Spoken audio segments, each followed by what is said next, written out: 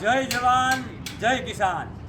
ખેડૂત પુત્ર કૃષિ મેળો જે અમરેલીના આંગણે આયોજન થયું હતું અને આ ખેડૂત પુત્ર કૃષિ મેળાના આયોજનની અંદર જે અવસર જામ્યો હતો, જે ઉત્સવ જામ્યો હતો, એને સૌએ આપણે મહોત્સવની જેમ અને તહેવારની જેમ ઉજવ્યો છે.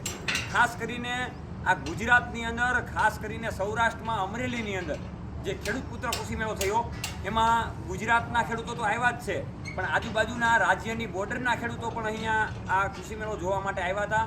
ગુજરાતના દરિયાકાંઠાના ઘણા બધા વિસ્તારોના ખેડૂતો, આમ ઉત્તર ગુજરાત, દક્ષિણ ગુજરાત, સૌરાષ્ટ્ર, કચ્છના ખેડૂતો પણ આ ખેડૂત પુત્ર કૃષિ મેળામાં ભાગ લેવા માટે આવ્યા હતા. જગતના તાતનો અનેરો અવસર આ ખેડૂત પુત્ર કૃષિ મેળામાં અમરેલીમાં યોજાયો હતો. વાત એ કરવાની છે કે ભાઈ 11, 12 અને 13 તારીખે જે આયોજન હતું એમાં 158 જેટલી કંપનીએ ભાગ લીધો હતો. એને અમે સૌ આયોજક વતી નતમસ્તક નમન કરીએ છીએ કે તમે અમરેલીની ભૂમિ ઉપર આવ્યા અને આ અમરેલીની ભૂમિ જે પાવન હતી એમાં તમે સુગંધ ભેળવી. અને ખાસ કરીને જે 1 લાખ કરતાં પણ વધારે જે ખેડૂતોએ આ મેળાનો આનંદ માણ્યો છે અને એને જ એવું થયું હતું કે ભાઈ હું ખેડૂત છું અને આ કૃષિ મેળો મારો છે. તો એ હિસાબથી સક્સેસફુલ આયોજન રહ્યું છે અને ગુજરાતનો પહેલો એવો કૃષિ મેળો આ થયો કે જ્યાં પબ્લિકનો મારો અને બધી કંપનીઓને સારો એવો રિસ્પોન્સ મળ્યો છે.